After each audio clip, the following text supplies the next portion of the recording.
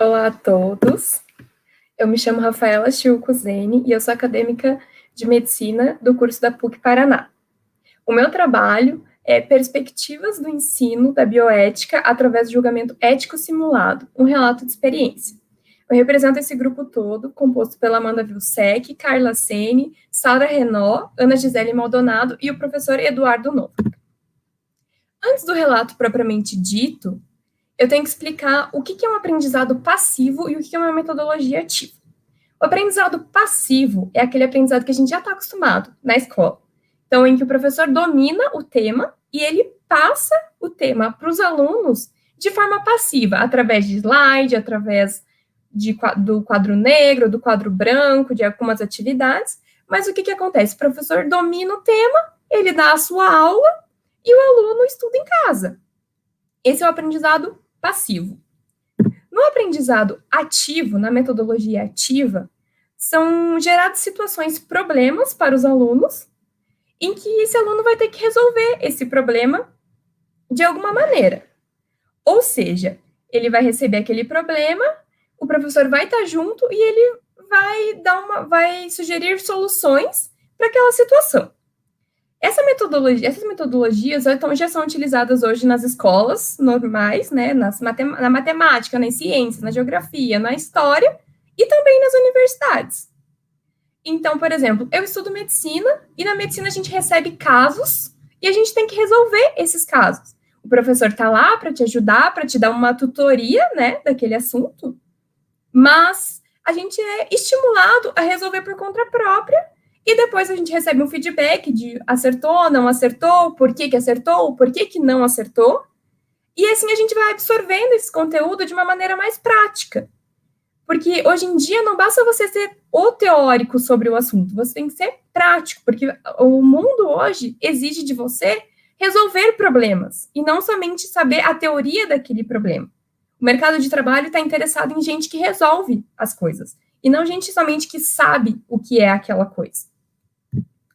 Dessa forma, na disciplina de bioética, a gente foi sugerido para a gente fazer um julgamento ético simulado.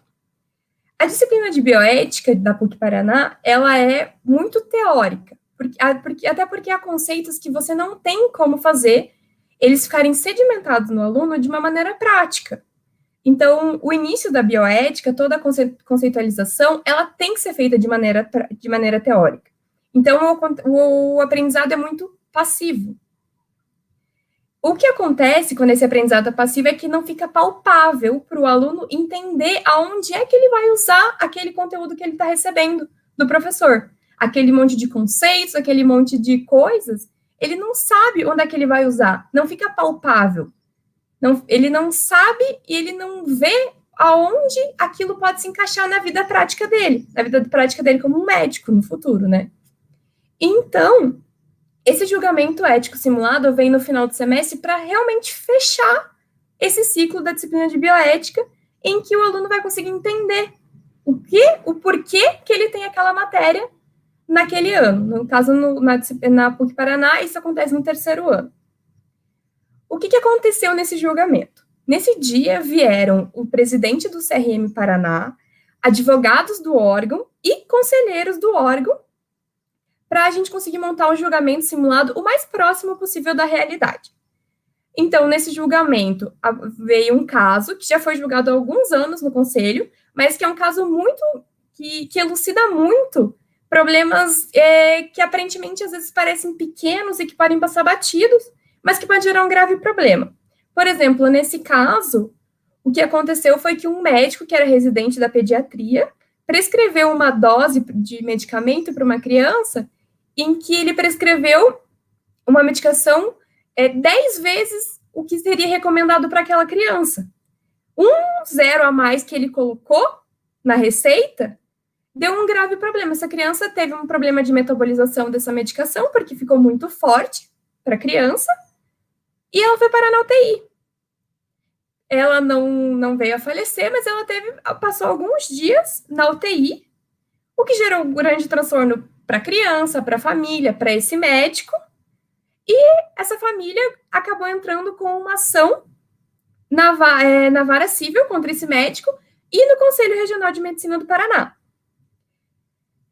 Então, o que aconteceu? Nesse dia do julgamento, em que nós estávamos mimetizando o julgamento desse caso, foram ouvidas as partes de acusação e o réu, né, o advogado do réu, representando todo como aconteceria um julgamento de verdade. Depois foi dado o voto do relator e dos demais conselheiros. Os alunos, nesse caso, faziam o papel dos demais conselheiros. Então, tinham 2 professores que também são conselheiros do CRM Paraná, e os alunos eram os demais conselheiros.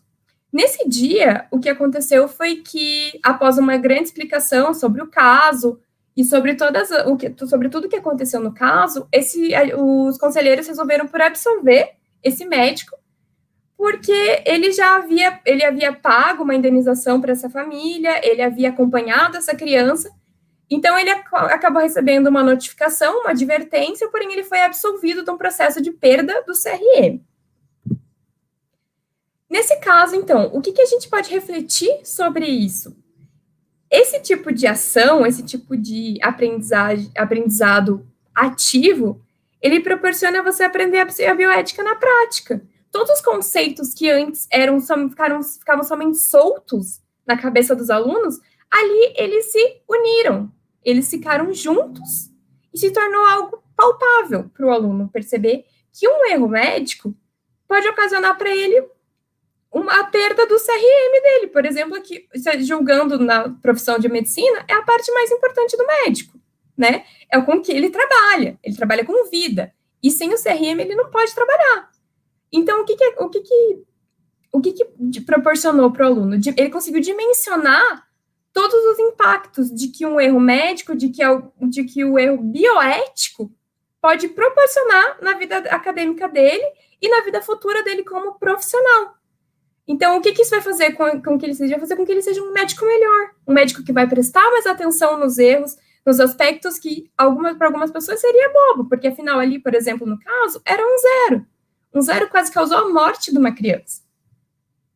Então, a partir do momento em que ele vê aquilo ficar palpável, ele se torna um médico melhor, porque ele vai prestar mais atenção nos erros que ele pode vir a cometer. Ele vai entender que um erro que ele cometa hoje pode parecer pequeno, mas pode ser muito grave na vida de um paciente dele.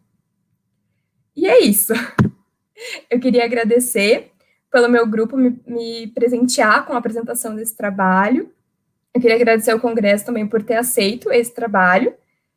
E muito obrigada.